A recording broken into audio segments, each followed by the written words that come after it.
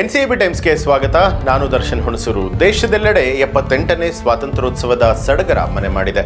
ದೇಶದೆಲ್ಲೆಡೆ ಭಾರತೀಯರು ದೇಶಪ್ರೇಮವನ್ನು ಮೆರೆದಿದ್ದಾರೆ. ಇತ್ತ ರಾಜ್ಯದ ಸಿಎಂ ನಿವಾಸದಲ್ಲಿ ಸ್ವಾತಂತ್ರ್ಯ ದಿನವನ್ನು ಅರ್ಥಪೂರ್ಣವಾಗಿ ಆಚರಿಸಲಾಯಿತು. ಸಿಎಂ ಸಿದ್ದರಾಮಯ್ಯ ತಮ್ಮ ನಿವಾಸ ಕಾವೇರಿಯಲ್ಲಿ ಧ್ವಜಾರೋಹಣ ನೆರವೇರಿಸಿ ನಾಡಿನ ಜನತೆಗೆ ಸ್ವಾತಂತ್ರ್ಯ ದಿನಾಚರಣೆಯ ಶುಭಾಶಯಗಳನ್ನು ಕೋರಿದರು. ಇದೇ ವೇಳೆ ಸ್ವಾತಂತ್ರ್ಯ ಹೋರಾಟಗಾರರ ಭಾವಚಿತ್ರಗಳಿಗೆ ಪುಷ್ಪ ನಮನವನ್ನು ಸಲ್ಲಿಸಿದರು. ನಂತರ ಬೆಂಗಳೂರಿನ ಕೆಪಿಸಿಸಿ ಕಚೇರಿಯಲ್ಲಿ ಧ್ವಜಾರೋಹಣ ಕಾರ್ಯಕ್ರಮ ನೆರವೇರಿತು. ಸಿಎಂ ಸಿದ್ದರಾಮಯ್ಯ ಹಾಗೂ ಡಿಸಿಎಂ ಡಿಕೆ ಶಿವಕುಮಾರ್ ಧ್ವಜಾರೋಹಣವನ್ನು ನೆರವೇರಿಸಿದರು.